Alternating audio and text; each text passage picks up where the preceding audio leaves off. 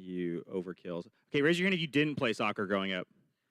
Okay, literally, if you raised your hand at all, you can coach for Upward Soccer. They will take anyone and everyone. No experience required. Yeah. Can you see? Actually, it doesn't even matter if you see. Honestly, we had a girl last year that really couldn't. But it was great. So anyways, it's honestly the best thing. And if you haven't played soccer at all, this is my second or third year. How many years have we done it? I don't know, man.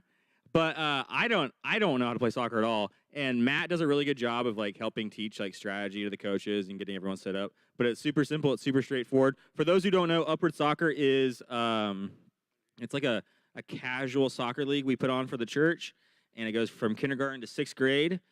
And it's a good way. There's a lot of kids that come to it that aren't Christian. There's a lot of kids that come to it who this is like their first thing they've ever done. They don't have any friends whatsoever. And so I love being a coach for it because you get to, I don't know, you get to like make this like awesome team, and they all support each other, and they wear war paint to their soccer games, and we have a lot of fun. But we desperately need volunteers. And so if you want to be a coach or an assistant coach, I have this flyer with information on how you can sign up. And then we also need referees. It's going to start, I think April 10th. It goes for 6 weeks. And you're going to have to commit to, don't gasp, but you have to commit to 1 night a week and then a couple hours on a Saturday, which I know is so much to give up for the Lord. But, yeah. But I really do believe in you guys. You can do it. You really should do it. It's a great ministry opportunity. So, yeah. Do 12, because you got to do Saturday and a weekday. Yeah. Yeah, like I said, you really give up a whole lot. But, you know, you also might change kids' lives forever. So. You might share the gospel, but miss 6 like, okay, it sounds like not a lot, but, like, you do, like, a 5 to 10-minute devotional every week. And it's short, sweet enough. Like, it does plant seeds, and, like, it's cool to see. I've seen some kids change over just 6 weeks. It's cool. They get plugged in. I think that's it. I have flyers I'm going to hand out. Sign up. Hey, guys, I super encourage you to do it. If you guys don't have, I mean, I would guess that 90% of you guys, since you're young adults, you don't have an everyday commitment. I mean, most people have kids, and they have crazy jobs, and they have crazy things. But when we were young adults, we had all this free time. And really, truly, Zach and I, Zach's my husband, we spent, how many nights a week did we serve when we first got married? 5 or 6 nights a week. I mean, we were busy every night, because what else are you going to do? You're going to sit around and watch Netflix and play video games. And so we didn't. We had to buy full series of shows. I used to go buy seasons of The Office to watch, like a fool. But really, truly, I encourage you guys. Like, if you think, I can't give up 6 episodes of Netflix this week to share the gospel with a child, like, I encourage you to pray about it, because really, truly, like, the reason we have grown so much and the reason our marriage is so strong is because we serve nonstop. We don't just sit around and serve our flesh. And so encourage you in that. If you guys don't know, we do Bible study every Sunday night. So girls and guys.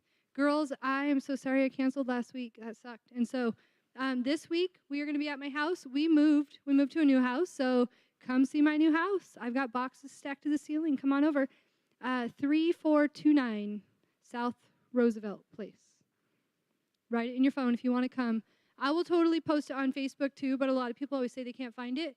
But my house is Sunday night, 7 o'clock, 3429 South Roosevelt Place in Kennewick. It's right by Southridge. And then the guys are all down in the cafe at 7 o'clock. It's right out this door down the stairs.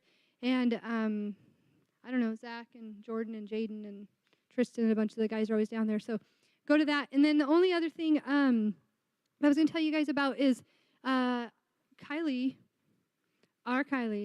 just took over all the volunteering at the Barham Ranch. And so if you guys don't know, the church owns a retreat center over in Adams, Oregon. It's like an hour and 45 minutes away. It's awesome. You can go and sleep there and eat their awesome food. And we have a new family moving up there on February 1st. The Stimpsons are all done. Sad day. We love them, but they are all done. They want to come home. And so Bryce and Lisa Fullingham are moving there with their family. But Kylie is in charge of volunteering at the ranch now. And if you guys, so just think, if you have a friend or 3 friends or 5 friends and you think, I just want to go there and spend a week there with my friends, and you guys are just going to rent a house and just fish in the lake and hike the hills, you can totally go and do that for free.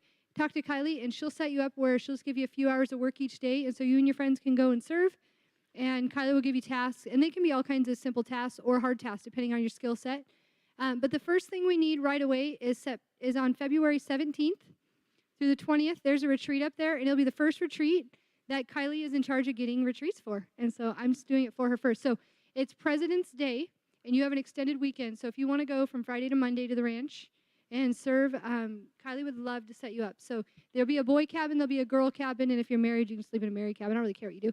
But the boy cabin will have, obviously, young adult boys, and the girls will have, and you guys get to serve together, have bonfires together, and pour out love to all the people coming, okay? So if you want to go, talk to Kylie. And if you're one of those people that is like, man, I super want to serve, then this is perfect because you get to know people, and God will use you, okay? So let me know. Let her know. Hey, stop bouncing that ball already. I took this kid to the Harlem Globetrotters last week, and I was like, look at me, Dad. You bought him a $70 jersey. What do you think is life when they walk through the door of your life? We're going to be in the book of Ruth tonight. Yeah, starting the book of Ruth. One more thing, though. We do have one more announcement. I actually just thought about it right before I came up, but then I forgot it already. It's someone's birthday.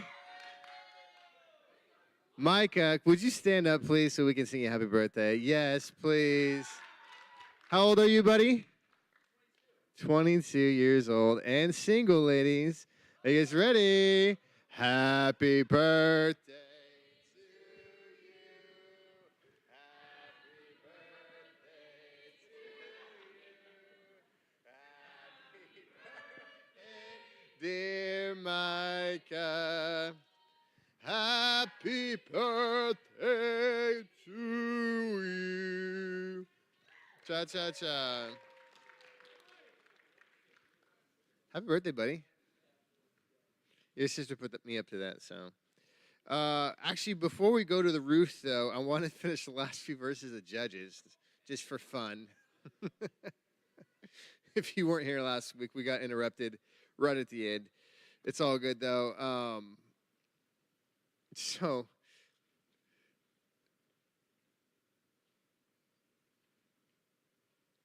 verse 15 to the end of the chapter will give us some context because it actually goes into the book of Ruth, which is right after it.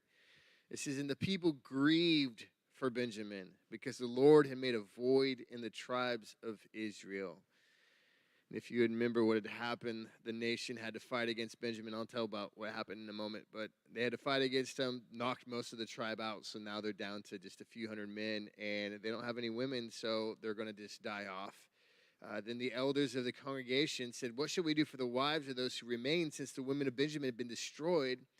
And they said, there must be an inheritance for the survivors of Benjamin, that a tribe may not be destroyed from Israel. However, we cannot give them wives from our daughters, for the children of Israel have sworn an oath, saying, cursed is the one who gives a wife to Benjamin. And then they said, in fact, there's a yearly feast of the Lord in Shiloh, which is north of Bethel, on the east side of the highway that goes up from Bethel to Shechem, in the south of Lebanon. Therefore, they instructed the children of Benjamin, saying, go lie in wait in the vineyards and watch. Just when the daughters of Shiloh come out to perform their dances, then come out of the vineyards, and every man catch a wife for himself, like she's a donkey or a goat or something. Anyway, catch a wife from the daughters of Shiloh, then go to the land of Benjamin. Then it shall be, when their fathers or brothers come to us and complain, that we will say to them, be kind to them, for our sakes, because we did not take a wife for any of them in war, for it is not as though that you'd given the women to them this time, making yourselves guilty of your oath. And the children of Benjamin did so they took enough wives for the number from those who danced, from whom they caught. Then they went and returned to their inheritance. They rebuilt the cities and dwelt in them. So the children of Israel departed from there at that time, every man to his tribe and family.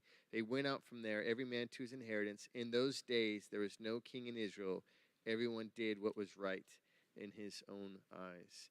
And we'll pray there and then turn over one more page to the book of Ruth. Lord, thank you for this evening. Thank you for there's a lot of hope in the book of Ruth, Lord, whereas we're left at the end of Judges just kind of distraught.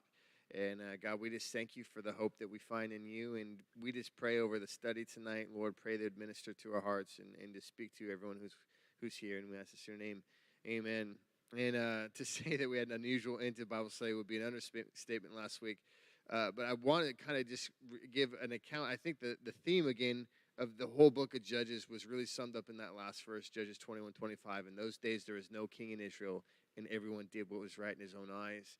And the book ends with this bleak account of what it looks like to live with no king. And when people just do whatever the crap they want, this is what you get. In fact, it started off the story of a Levite who was supposed to be priestly, supposed to be godly, who had a concubine. She left him to become a hooker. He goes to retrieve her months later. He takes her home, and on their journey home, they come to a town named Gibeah, which is inhabited by the tribe of Benjamin. And it was there, they can't find a place to stay, so fellow townsman invites them in, says, hey, come on in, stay with me, kind of concerned for their well-being. And we find out that there's men in the town who are there's just a gang of bad dudes. They come knocking on the door, demanding that they send out the Levite so that they can rape him. And they refuse. The innkeeper, this guy who's been hospitable, offers his daughter and the concubine. They end up in the end just sending out the concubine. She's raped all night long. In the end, she dies. She stumbles to the doorstep in the morning. She dies there. The Levite picks her up, puts her on her donkey, goes home, and then cuts her up into 12 pieces and sends her out to everyone in the 12 tribes of Israel. It's really messed up, you guys, if you missed it. And if you didn't miss like a positive, uplifting study, I'll tell you that. They at that point, the rest of the nation of Israel, so outraged, they gather together for war, and they go to Benjamin and say, hey, turn over those men who did this to this concubine. Turn them over to us that we might punish them. Benjamin refuses. That's the nation. That's the tribe. So it's a whole bunch of people, but they refuse. Instead, they go to war, and for 3 days, there's this warfare that happens, and eventually Benjamin's destroyed and wiped out with only 600 men left. The rest of the tribes mourn for their brother because they're like, we're going to lose one of the tribes of Israel today. And so they decide to give wives to the people of Benjamin from the people of Jabesh Gilead who had not shown up to fight. So they looked around, they're like, someone didn't show up to fight against the Benjamites. Who was it? I can't remember. And they're like, oh, yes, it was this village. So they go, and this is what they do, you guys. They go and find every virgin woman that's in that town, and then they murder everyone else, woman, child, and man. Everyone else, they murder. And kill the whole town, and then basically kidnap these women, give it to the Benjamites. Now there's still 200 left, which is where we left off there in Judges. God bless their hearts. They're like, well, we got to find some wives for these guys so that the nation of Israel is still complete. And so they send these guys out to kidnap these women on their journey to Shiloh and their time that they would be feasting and celebrating. And they're like, don't worry, you're not going to be guilty for giving your wife to these guys because you made an oath and you didn't know that your kids were going to get kidnapped. It's not a big deal. And again, that book, it just ends with this statement that there's no king. Everyone just did what was right in their own eyes. No, everyone just kind of went around, adultery, prostitution, betrayal, rape, murder, genocide, kidnapping. That was just par for the course. That's exactly how the book of Judges ends, and it leaves this bitter taste in your mouth, kind of like when you throw up a little bit. You know what I'm talking about? You're like, oh. That's kind of me at the end of the book of Judges. I'm like, that just did not leave a good taste in my mouth. And when there's a vacuum of godly leadership, you see the results very vividly. That is the end of the book of Judges. That's why it's there. Those accounts, those stories are not just to rattle your brains and give you nightmares and talk about the depravity of man. They're there to let you know this is what happens when people do whatever they want. And it serves an example as the depravity of man. And it rings true what Paul declares in Romans 3 when he says, as it is written, there's none righteous, no, not one. There's none who understands. There is none who seeks after God. Like in our flesh, when we just do what we think is best, it becomes an absolute disaster. And apart from God and his kingship over our lives, our sin will utterly destroy us, you guys. And when there's no king, people do whatever they think is best, which is not good. It's not good for anyone involved. It's not good for me. It's not good for you. And as dark and as bleak as this ending was in the book of Judges, we're still reminded that God was at work. And God had not abandoned his people. He was still bringing light into the darkness, and that is the book of Ruth. The book of Ruth, which takes place during the time of the Judges. It's a short little book that's a stark contrast to the backdrop of the times of the Judges. I don't know if you guys have ever purchased real jewelry at a jeweler, not just online or a thrift shop or something, but like Claire's in the mall. And a real jewelry store, what they'll do is they'll bring out the jewelry on a piece of black felt. You guys have seen that before? The reason they're doing that is to make the contrast between the beauty of the jewelry, gold, silver, diamonds, whatever it is, to the dark background. You could really see it shine. That, to me, is the book of Ruth. You have this backdrop of darkness in the book of Judges. And there's not that there wasn't good things that we saw in the book of Judges, and there's righteousness and people who stood up, but there was a time, again, when there is no king, people did what they wanted, and overall it was pretty bleak. And then you have the book of Ruth, which is the story of redemption and rescue and love. It's like a fairy tale, and like most fairy tales, it doesn't start off very good. You guys ever seen the movie Up, right? You remember, it's probably the saddest opening scene in any movie I've ever seen. This couple who meet as kids, they grow up old together, and then the wife dies, and you're like, this is a kid's movie? Why am I watching this? And then I shut it off. I never watched the rest of it. I don't even know what happens.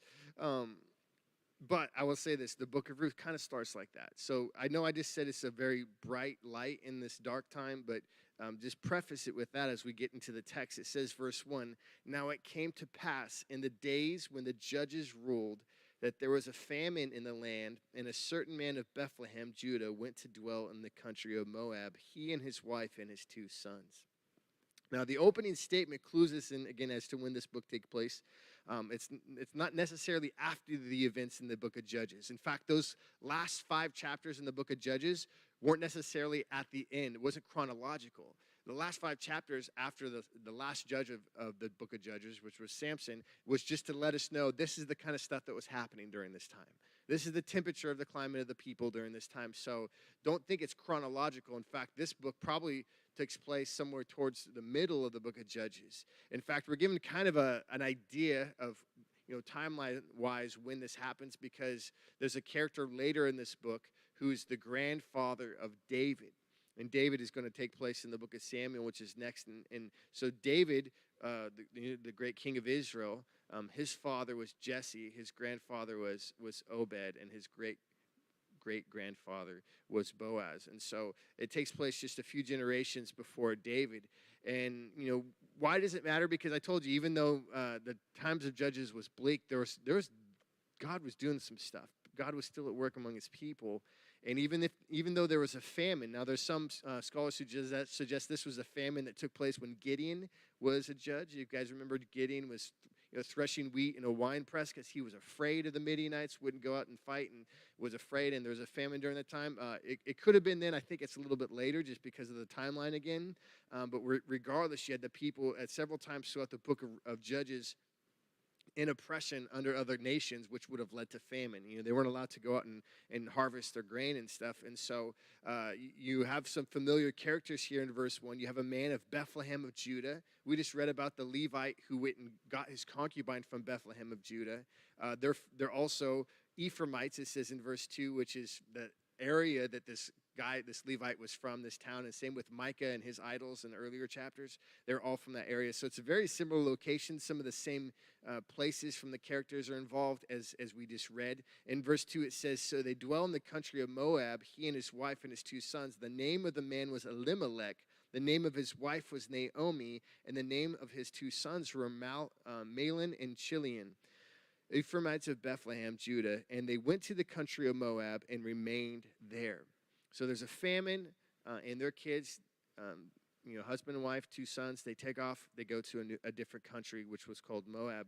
Now, one of the things that I noticed several commentators pointing out was the meaning of their names. And again, we don't look at our names. You probably don't even know what your name means, honestly. Most of us don't.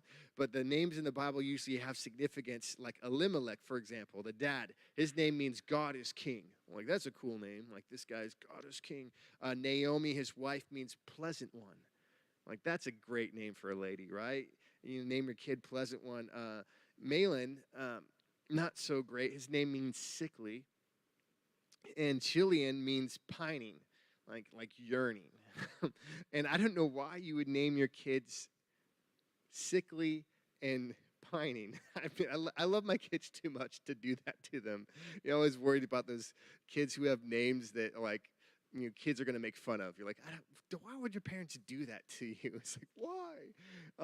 And it ends up kind of being self-fulfilling prophecy. We're going to see in a moment where these sons, they gave them lame names, and they end up not being great in the end, which I hope isn't the case. My daughter, her name isn't lame, but she was born on October 31st, and I'm always praying, God, please don't let that be self-fulfilling prophecy. She scares me sometimes, but please, Lord. Because the famine, this little family moves because of the famine, and they're trying to basically survive difficult times. And we're talking about intense, like, famine. You're talking about to the point where people aren't eating and they're starving. And maybe you're like, oh, I could relate to this. I remember when there was a time where there wasn't very much toilet paper, and we were kind of worried about that for a minute. So I totally understand what they were going through. And I'm joking, obviously, but it's probably a little more intense than any kind of famine or economic downturn we've experienced in our time. And I'm sorry some of you guys had to go to school online. I know it was rough, but get over it, okay? It says, verse 3, then Elimelech, Naomi's husband, died.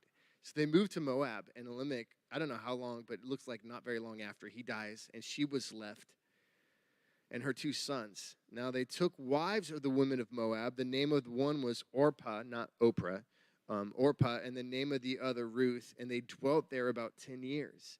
Then both Mahlon and Chilion also died. So the women survived her 2 sons and her husband. So first the dad passes away pretty much when they get to town, and things for a while probably seem okay because the sons were at least able to marry. And it would have been hard for sure. The dad was very involved in like the bride price, the negotiations for the future daughter-in-laws. And so they made do without him present. And of course the boys eventually 10 years later, not very long, died. I don't know what from, we don't know. But they suddenly died as well, which left 3 grieving widows behind. And just because I already set the precedent, Orpah means fawn, like deer, and Ruth means friendship. So I just thought I'd tell you those names. There's nothing significant about them. But Naomi now, the mom, is left in Moab, this foreign country, with only 2 daughter-in-laws as her family. She knows no one else. I'm sure she had some friends and stuff, but no one that was of family ties. And these widows, you understand, in ancient times, especially during this time like this, when you became a widow, you became immediately the lowest rung of society. You became the lowest, poorest class on the planet. And, there is some question as to why God would allow this, as if it was a judgment, maybe because Elimelech and Naomi didn't have enough faith to stay in the land of Israel and allow God to supply their needs, or maybe that it was a judgment on the fact that they married foreign wives, which they weren't supposed to do. And so God is judging the family here. And when I was thinking about that, I was like, who's being punished in this judgment? Obviously God could be punishing the men in this story, but Naomi's the one who's ultimately really punished. And I don't think she had much of a say in the decision to move in the first place. I don't know that she was the one saying, we need to get out of here. We're going to starve. We're going to die. Let's go to a foreign land. It was probably that the man of the household during that time would have made the decision and definitely been responsible for it. And then I don't know that she was involved with the marrying of her sons either, because you understand these are young men. They're looking for wives. They're going to be like, Mom, we need to get married. I doubt it was their mom going, now, kids, you need to get out there and find yourself a wife. Maybe it was. I don't know. But my point is this. God's judgment is typically met out on someone. And in this case, Naomi seems to be, in some regards, innocent. So I don't believe this is as much judgment as it is just tragedy. You just have this awful situation where this family is destroyed. They're left with in ruins, essentially. In verse 6, it says, then she arose with her daughters-in-law that she might return from the country of Moab, for she had heard in the country of Moab that the Lord had visited his people by giving them bread. And obviously speaking about a harvest there. So therefore she went out from this place where she was, and her 2 daughters-in-law with her. And they went on their way to return to the land of Judah. And Naomi said to her 2 daughters-in-law, go return each of you, each to her mother's house. The Lord deal kindly with you as you have dealt with the dead and with me. The Lord grant that you may find rest each in the house of her husband. So meanwhile, on the home front back in Israel, they find out that there's the famine ceased. Essentially, God's provided, so they decided to return to Bethlehem. Which anyone know what the name Bethlehem means? By the way, Just say it out loud. No one? House of bread. So they left the house of bread in the midst of a famine. And now they're like, oh, I hear there's bread at the house of bread. It's like pancakes at the pancake house. Awesome. So at some point on their departure, Naomi realizes she's heading home. And she's like, wait, I'm taking these 2 daughters-in-law of mine. I don't know if they're technically related anymore. I don't know how that works. But there's no inheritance. She didn't get any inheritance as a wife. The inheritance was always passed down to the males. And so she's no money, no inheritance, no land, nothing to provide for these women. She's like, what am I doing? Why am I taking these women with me? They should go back home. At least they can get remarried there. And as much as they've blessed me and they've been great, I'm gonna encourage them that they go back home. Like, go back to your people. Make that happen because I have nothing else to give you. So they weep. They say their goodbyes. So at the end of verse 9, it says, so they kissed them and lifted up their voices and wept. And it's kind of like this sad goodbye. But look at verse 10. It says, and they said to her, surely we will return with you to your people. And this is both of the daughters. They're like, we're going to go back with you. But Naomi said, turn back, my daughters. Why will you go with me? Are there still sons in my womb that they may be your husbands? Turn back, my daughters. Go, for I am too old to have a husband. If I should say I have hope, if I should have a husband tonight and should also bear sons, would you go wait for them till they were grown? Would you restrain yourselves from having husbands? No, my daughters, for it grieves me very much for your sakes that the hand of the Lord is gone out against me. And they lifted up their voices and wept again, and Orpah kissed her mother-in-law. And you see these daughters, as Naomi urges them to go, as they want to stay, she responds with, you know what? Even if I get married tonight and I have sons, you're gonna have to wait however long until these kids are men. You wouldn't wait that long. This is nuts. And Naomi's problem in her mind was twofold. One, she had to get pregnant, but also she had to get married first because that's the society they lived in. It wasn't like I can just get knocked up. It's like I have to go get married. So like this is very low chance of this happening, boys or gals. And then I have to have 2 sons, which it's 50-50 as far as I've heard. I know some people don't believe that, but like she could just have a bunch of daughters, and you're waiting around for how many years to have a son, so you can marry this boy that's going to become a man one day while you're an old woman. It's not going to happen. It's a ridiculous notion, and they definitely were going to be able to follow the Young Life rule of 7. You guys ever heard this rule? Young Life has a rule that you can't date anyone, and this is to help in their leadership. They have to be at least half your age plus 7 is the rule, and I think it's a pretty safe rule. And so, like, if you're 18, half your age would be 9 plus 7. That's the youngest you can date, right?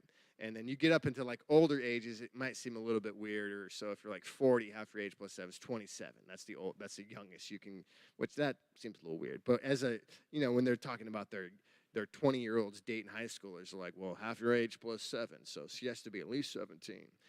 They definitely weren't going to be able to follow that. These were going to be some old ladies by the time their mom came in, or by the time they were able to have sons that would be able to marry.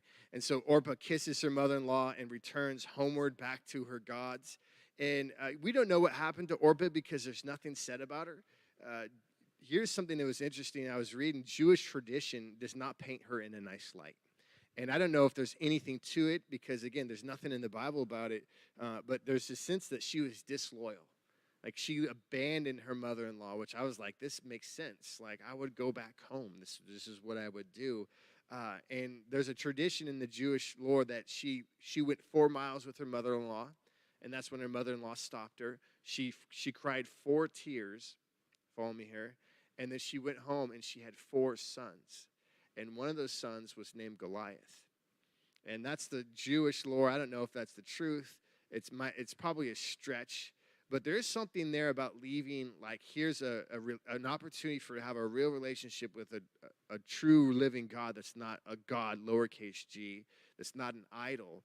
And she decides to go back to her comfort, to her familiarity, over following the real God. And I think sometimes we, like Orpah, choose the easier path and are worse for it. Naomi, or Ruth, on the other hand, it says at the end of verse 14, clung to her. She clung to her mother-in-law, and she said this. Look, your sister-in-law has gone back to her people and her gods. Return to your sister-in-law. But Ruth said, entreat me not to leave you or to turn back from following after you. For wherever you go, I will go. And wherever you lodge, I will lodge. And your people shall be my people, and your God, my God.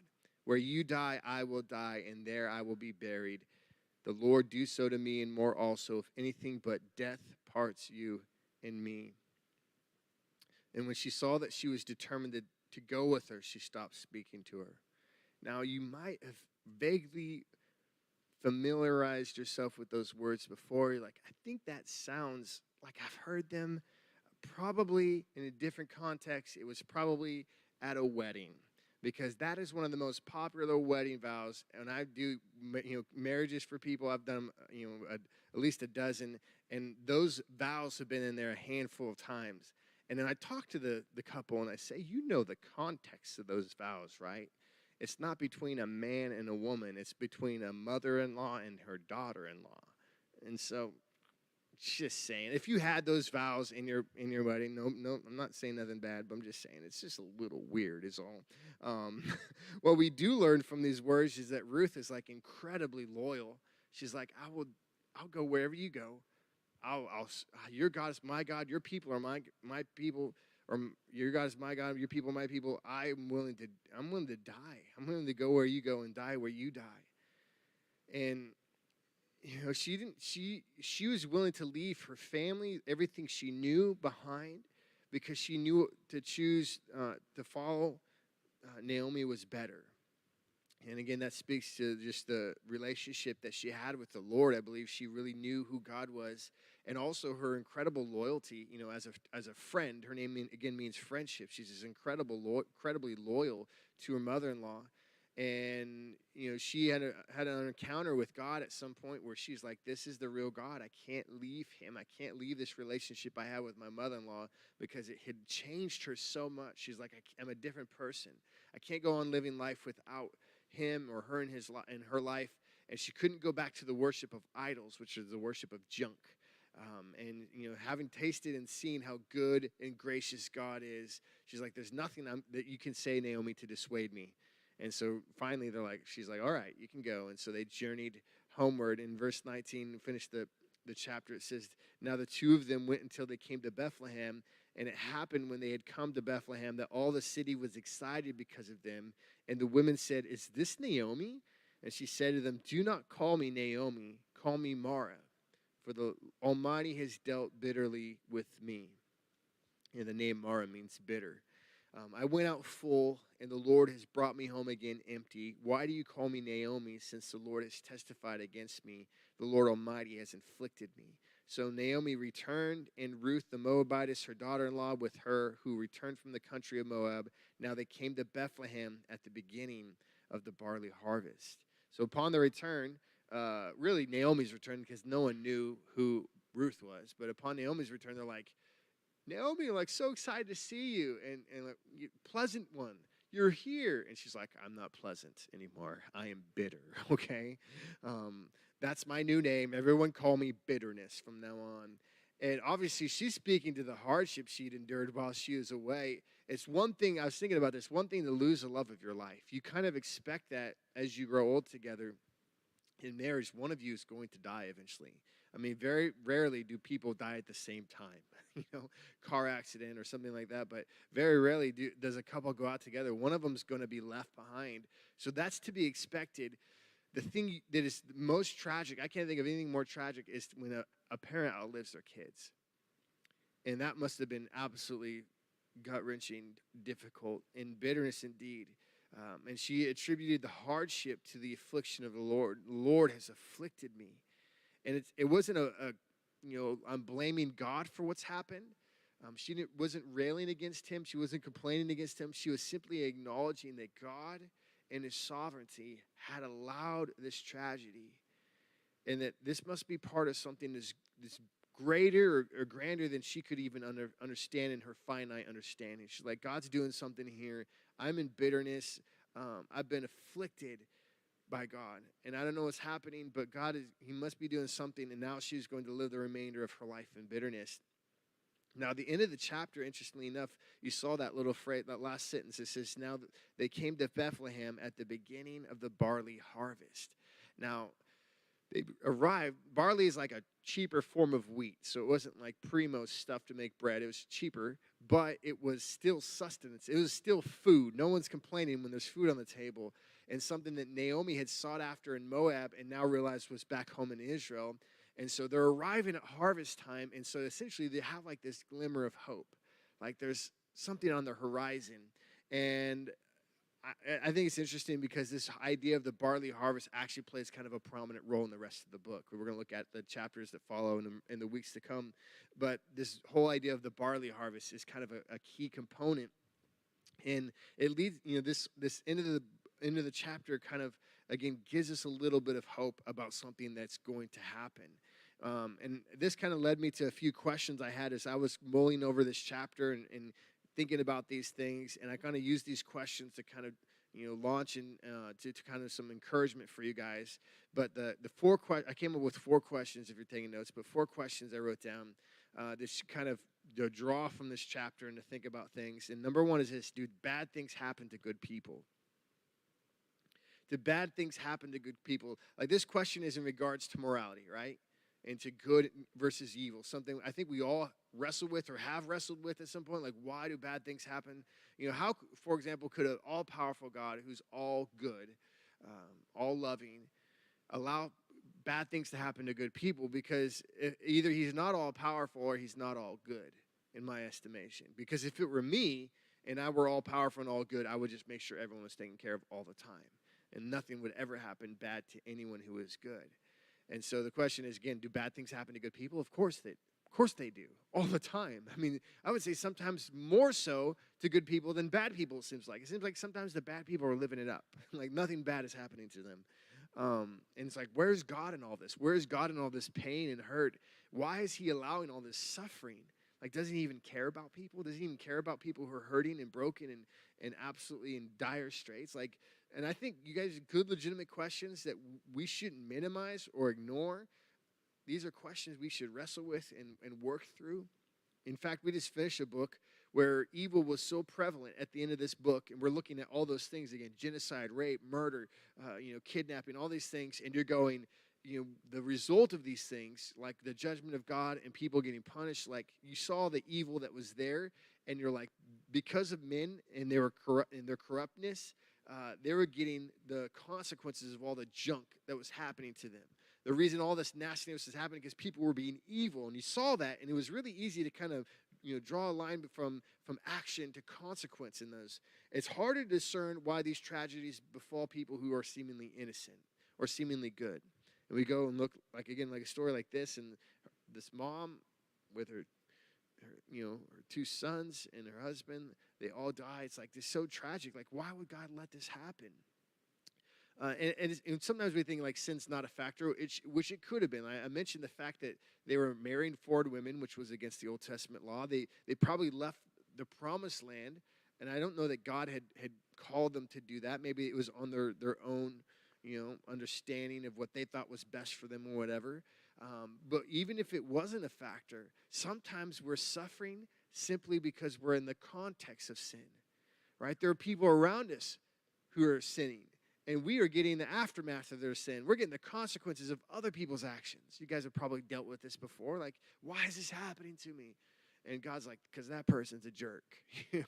That person did that thing, and I'm sorry. Like, God, he could come down and smote everyone. I think that's the word, right? Every time anyone did anything wrong, except then we would all be smoking piles on the pavement because he would have smoked us all. Like, we all deserve judgment. So it just can't work that way.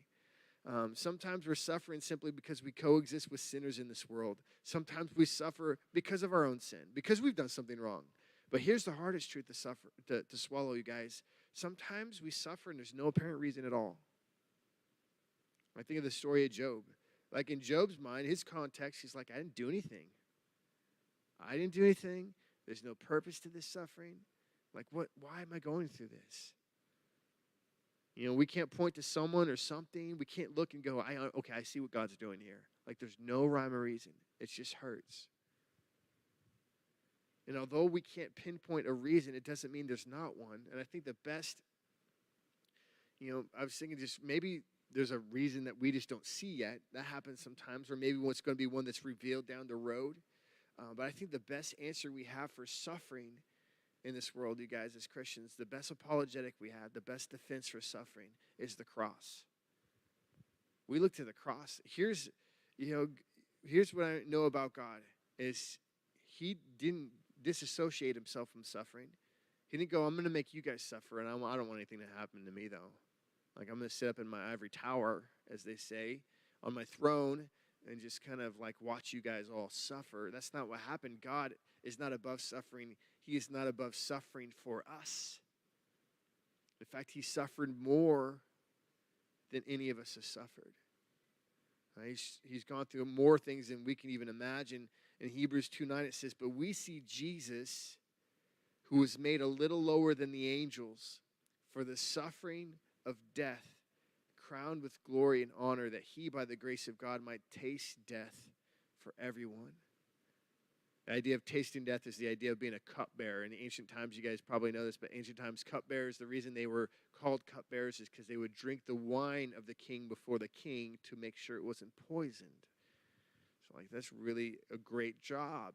Until you're dead, it's like, I get to eat all the king's delicacies until you find out, you're the canary in the coal mine and you're not tweeting anymore. And they're like, oh, I shouldn't eat that steak.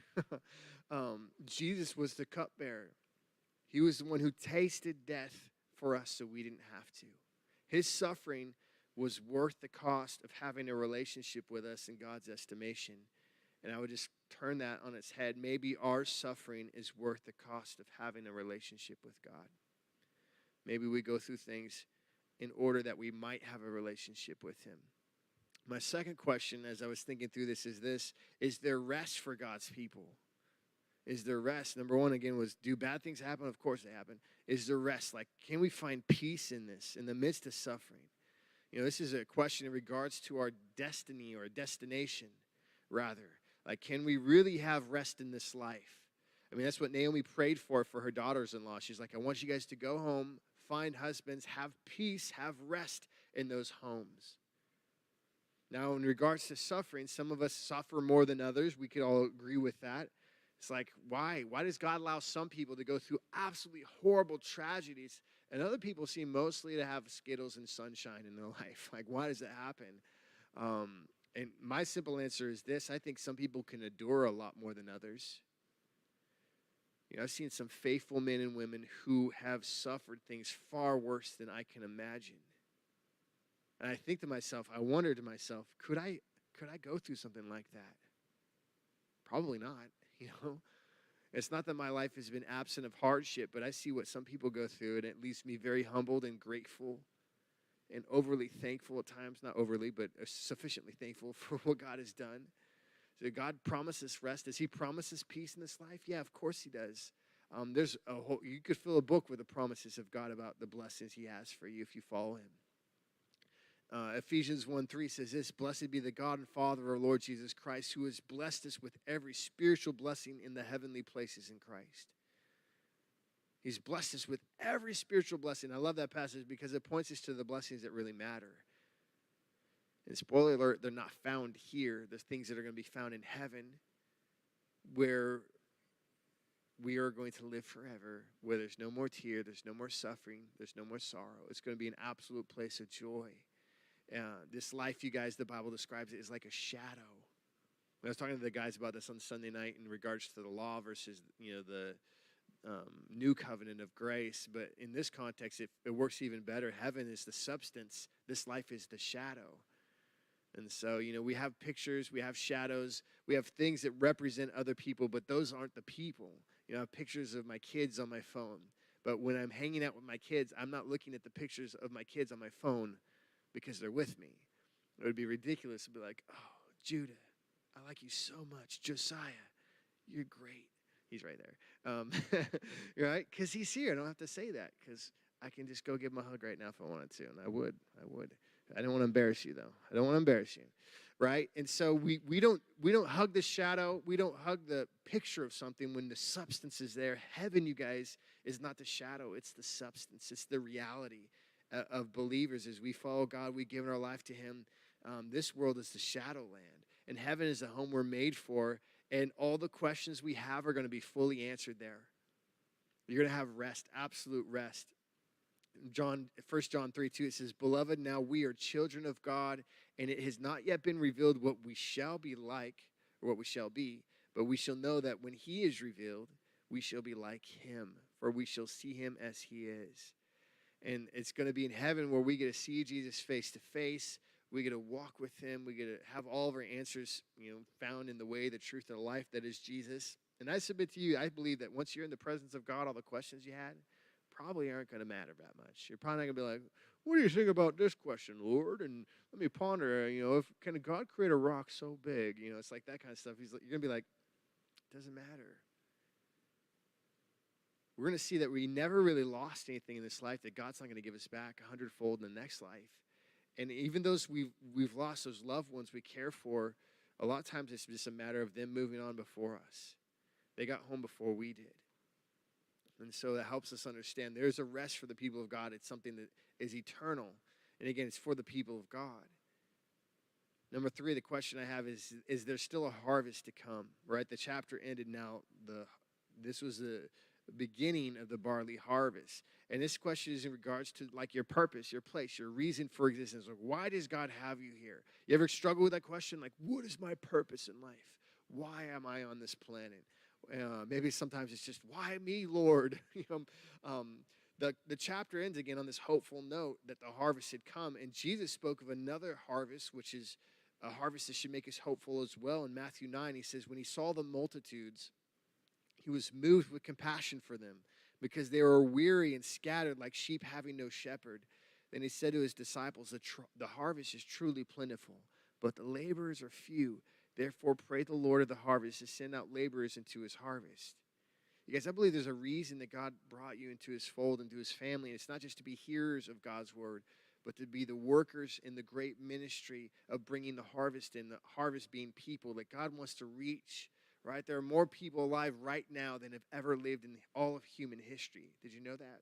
So I believe the harvest, I can say this with absolute accuracy and affirmativeness, that there's a greater harvest right now than there's ever been, because there's more people on the planet than there's ever been. And you've been put here for a specific reason and time in this place in a moment, so you could be part of the reaping of God's great harvest. That you could be part of something greater than yourself, or greater than what you could conjure up. Oh, I could do this with my life. God's like, no, I got a plan. I got a purpose for you. It's going to be greater than anything you could come up with. You're going to be part of God's family here on this earth, acting as agents of his love, sharing the good news with those who desperately need good news. There's so much bad news right now on the news, you guys. And you guys probably heard the phrase, good news is no news. But I believe good news is the best news. It's the best news. The gospel is good news. In fact, Billy Killen is my good friend, sends out like a monthly newsletter, and he kind of encourages people who are following his ministry. And he said this, and I thought I would share it with you guys. I thought it was really good. He says, evangelism is easy with the perspective that the gospel is good news. We aren't trying to manipulate people or get them to adopt a form of religion. We aren't trying to outsmart people or simply win arguments. We aren't shady salespeople trying to steal the deal or seal the deal with anyone who would give us a minute of their time. We aren't spreading bad news or awkward news. The gospel is good news. But don't tell Billy I quoted him. I don't want his bald head to get too fat. Jesus, you guys, is seeking workers to work in the field, to bring the harvest in for him, to gather harvest. He's not asking you to make seeds sprout.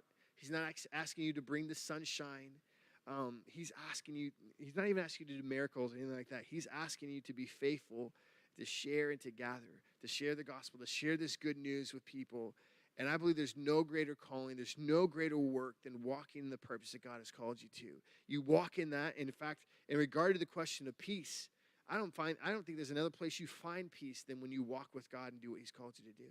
There's no other place to find it unless it's in the context of what God has created you for, which leads me to this last question, and I'll close with this. Is it time to return home? Is it time to return home? Maybe you, like Naomi, left home seeking greener pastures, thinking that if you could escape your current dry season, maybe you could find rest somewhere else or find sustenance somewhere else, which only left you, like Naomi, more empty and broken and bitter than ever. That's where a lot of people are at. They think, well, the answers are in the church. They're not in religion, so I'm going to go out and party it up, or I'm going to go out and seek, peace through philosophy or through intellect or through science or something, and they end up finding themselves again more empty and broken than when they had left in the first place, to which God responds with a simple offer: just come home. Come back. Come find rest. Augustine put it so perfectly when he said, our hearts are restless until they find rest in you. Like, you're never going to have peace. You're never going to have rest until you find rest in God, until you find rest in Jesus Christ. And the reason you're struggling so is not because your generation has it harder than others. We like to think we're the worst. This is the worst it's ever been. No, it's not. It's not because the pressures of society are greater than they've ever been. And it's not because your struggles are unique or stronger than others who've gone before you, because they're not. No, you're struggling because you will always struggle outside of God's will. You weren't meant to live away from him. It's kind of like a fish when you take it out of water. It will live for a while, but very uncomfortably. It's going to be like flopping around. I took my kids fishing last summer. My wife made me take my kids fishing last summer, I should accurately say. And we're at that little pond in Columbia Park. And my daughter's catching fish, like throwing a rod out, fish on it. And I'm like, this is some kind of joke. And I was throwing it out for her at first. And eventually I'm like, no more. You got to do it on your own, sister. Because Judah and his friend weren't catching nothing. And so finally I'm like, she's on her own. And she caught like 5 fish. No one else caught anything. It was awful. She had so much fun, though. She had the best day of her life. And we were walking away like, Judah, did you have fun? He's like, no, I didn't have any fun. I didn't catch any fish. And you take those fish out of water, they start flopping around, and you're trying to hurry to get the hook out so you can throw them back in the water. That's exactly what life outside of God is like. You're sitting there struggling, trying to fill yourself with things that won't fill you. And God fills your life with purpose, with meaning, with love, which in turn makes you someone who wants to give others that same love and purpose. That's the gospel. It's simple, and it's an offer for everyone, whether you've received it before or whether you've never given your life to Jesus. You can find rest in him, and you can know, again, where you're going to go when you die. You can have that hope of heaven that I'm going to be with him. I'm going to be in a place that's absolutely perfect with perfect people, and there's not going to be more suffering or resistance or rebellion or hurt or brokenness. We can have assurance of salvation and forgiveness for our giant pile of sins that we carry around with us. And we have the opportunity to give our hearts to him. And I'm going to pray for that right now over you guys. Let me pray with you guys. Lord, I just pray for everyone here. God, I don't know everyone in this room. Certainly you do. You know every person. You know exactly their heart, their circumstances, their life, where they've been, the things they've gone through, the reason they're here tonight. God, maybe it was to encounter you, maybe to hear from your word and to be impacted by it, that your Holy Spirit would be pressing upon them the need that they have for you, that they would see, God, there's so much hopelessness in this world, this dark contrast to the blackness of this world right now versus the hope that we're offering here tonight, God. You are the diamond in the rough. God, you are the pearl of great price that, God, we would give everything else to have because you are so worth it. And so, Lord, I pray for our hearts tonight, we would be receptive to you. And if there's anyone here who've never given your life to Jesus, I would encourage you, there's no special recipe in Scripture. There's no, like, say these magic words and you become a child of God. The Bible, in fact, says, to as many as call upon the name of Jesus, to them he gave right to become children of God. And so it's just calling upon God, and you can do it however you want. Say, God, in your hearts right now, God, I want to give my life to you. I want to follow you. And maybe you've, again, fallen away from him, and you turned away from him, and now you're coming back going, God, I've searched out there. There's nothing for me. Lord, I need you in my life. I want to receive you tonight. I want to forsake my sin. I want to forsake my garbage that I've been caught up in and give my life wholly to you, God. If you want to do that, that's all you have to do. Again, you don't have to repeat after me. You don't have to do any special service or anything like that. Just give your heart to him tonight. And God, we pray that right now, Lord, everyone here, we would just give our hearts over to you and just be fully devoted, wholly given over to your purpose and call in our life, God. There is so much junk in this world, and there's so much bad news, Lord. When we hear good news, God, we can't help but receive it. And I just pray we would do that tonight, Lord. We walk out of here, change people on a mission, that we would go out and seek your kingdom first, that we'd be people who represent you best to this world, agents of love, Lord, I wrote that down in my notes. Agents of love, God, that we be people who are seeking, a secret agent to go out and sneak into society or steal secrets, Lord. You would be going out to share love with people, to share your good news with people. God, you would just fill us with that and overflowing, Lord, as we go into our places of work, our family, our business, all these things. God, you just be with us this week. Have your hand on us, God, and bless us. And we ask these things in your name. Amen. Amen. Do you guys, I encourage you, if